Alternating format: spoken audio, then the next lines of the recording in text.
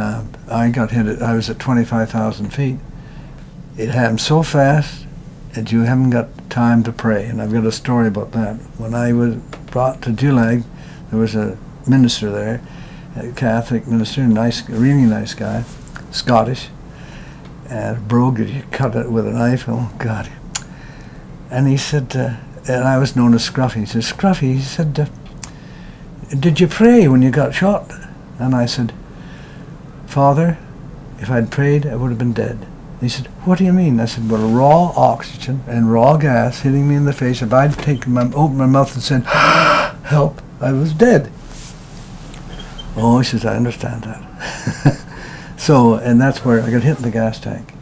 And it came back, and most of my instruments were gone. And so I just pulled the what do you call it and jumped right away. And luckily, I'm one of the people that can stand high altitudes. Most people faint at 25,000 without oxygen. So when I bailed out, I never lost consciousness.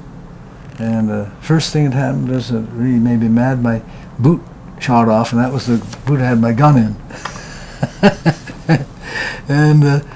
And of course I was burnt. I landed, and I was not far from Manville. Probably, I don't know exactly how far, but I had been to summer school in Dinard, which is not very far. It's on the coast of France. So I thought, well, I'll head for that, and I buried my parachute, and I met a guy on a bike, and they told us never to talk to anybody with anybody else around. Always pick somebody by themselves, because you never know when you're going to have a what do you call it, a unfriendly Frenchman who's going to turn you in. So I told this guy who it was, and I said, would he help me? And he said, I will come back in an hour or so. You keep heading south. And so I did, and about an hour or so I came to a road, and he was there.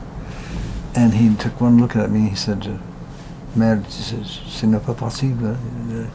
Vous êtes blindé.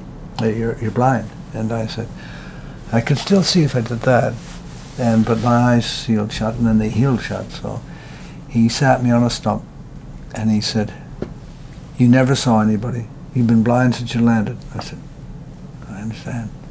And so then about, well, not more than 25 minutes, I think, I heard dogs. And the Germans had been following me all along, but I'd kept ahead of them. And so then they took me to hospital, and that was how I ended up.